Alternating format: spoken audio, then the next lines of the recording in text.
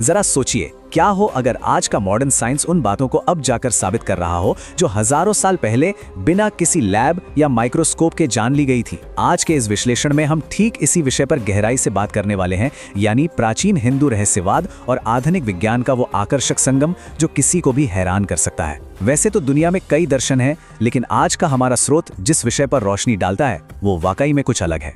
हम कुछ ऐसी पुरानी मान्यताओं को देखने वाले हैं जो आज के विज्ञान के साथ एक बहुत ही दिलचस्प समानता साझा करती हैं। इस सोर्स मटेरियल की शुरुआत ही एक बेहद प्रभावशाली और गहरी लाइन से होती है। हिंदू धर्म को सबसे अलग बनाती है इसकी गहराई, इसका ज्ञान और इसके हजारों साल पुराने रहस्य। और सच कहूं तो हम यहाँ सिर्फ रोजमर्रा के कर्मकांडों की बात नहीं कर रहे हैं, हम बात कर रहे हैं उस गहरे ज्ञान भंडार की जो सदियों से समय की कसौटी पे खरा उतरा है।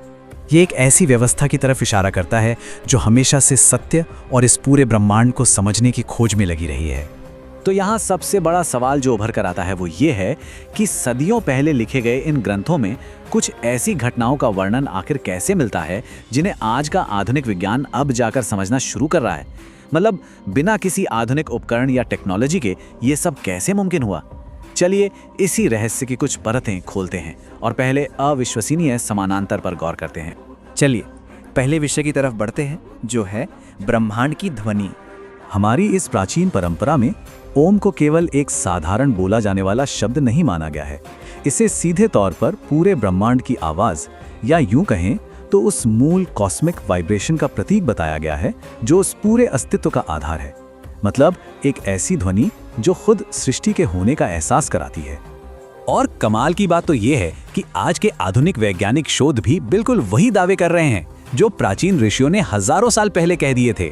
विज्ञान भी मानता है कि ओम का उच्चारण करने से दिमाग शांत होता है और शरीर में पॉजिटिव एनर्जी का संचार होता है। बिना किसी एमआरआई या ब्रेन स्कैन मशीन के सोचिए उन्होंने ध्वनि के न्यूरोलॉजिकल फायदों को कितनी पहले ही पहचान लिया था। अब आते हैं हमारे दूसरे दिलचस्प विषय पर, प्राचीन मंदिरों की ऊर्जा। प्राचीन मंदिरों का निर्माण सिर्फ आस्था का विषय नहीं था, बल्कि ये ऊर्जा के एक बहुत गहरा विज्ञान था। इसकी प्रक्रिया बहुत ही खास होती थी। सबसे पहले एक ऐसी जगह चुनी जाती थी जहां जमीन के अंदर उच्च सकारात्मक ऊर्जा हो।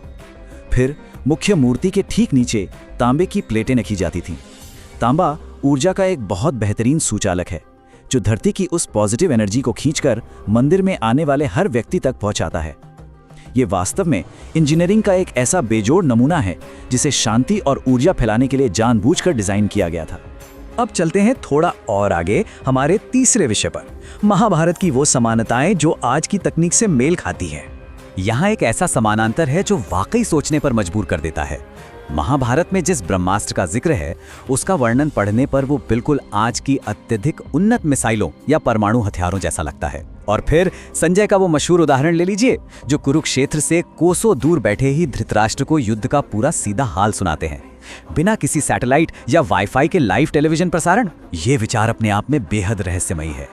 अब यहाँ ये स्पष्ट करना बहुत जरूरी है, जैसा कि हमारा स्रोत भी निष्पक्ष रूप से करता है, कि इन प्राचीन वर्णनों को वास्तविक मशीनें साबित करने के लिए कोई पक्का वैज्ञानिक प्रमाण मौजूद नहीं है। हम यहाँ कोई तकनीकी दावा नहीं कर रहे हैं, लेकिन फिर भी हजारों साल पहले की गई ये कल्पनाएं और आज की तकनीक के बीच की ये गजब की समानताएं एक आकर्षक रहस्य बनी हुई हैं और कहीं ना कहीं गहराई से सोचने के लिए प्रेरित जरूर करती हैं। चलिए अब अपने नजरिए को थोड़ा और विस्तार देते हैं और चौथे भाग पर आते हैं, ब्रह्मांडीय समय यानी कॉस्मिक टाइम का पैमाना। इन प्राचीन ग्रंथों में समय को छोटे मोटे वर्षों या सदियों में नहीं बल्कि विशाल कालखंडों में बांटा गया है जिन्हें युग कहा जाता है, जैसे सतयुग, त्रेता युग, द्वापर युग और कलयुग। ये कोई 10-20 साल के अंतराल नहीं है, ये कालखंड लाखों करोड़ों वर्षों तक फैले हुए हैं। ये समय को देखने का एक बहुत ही विशाल और चक्रीय यानी साइक्लिक दृष्टिकोण प्रस्तुत करते हैं। और यहीं पर सबसे चौंकाने वाली समानता सामने आती है। आज की आधुनिक एस्ट्रोफिजिक्स मानती है कि हमारे ब्रह्मांड की उम्र अरबों साल है, और दूसरी तरफ हमारे प्राचीन हिंदू ग्रंथ हैं जहां समय की गणना भी अरबों वर्षों तक ही जाती है। बिना किसी पावरफुल टेलीस्कोप के समय की इतनी विशाल गणना करना और उसका आधुनिक विज्ञान के निष्कर्षों के साथ इतना सटीक मेल खाना सच में एक बहुत बड़ा रहस्य है। और अब अंत में आते हैं हमारे पांचवें और अंतिम विषय पर, शिव का प्रतीकात्मक। हमारे स्रोत के अनुसार इस दर्शन में शिव को एक ऐसी शाश्वत शक्ति के रूप में दर्शाया गया है जिसकी न तो कोई शुरुआत है और न ही कोई अंत।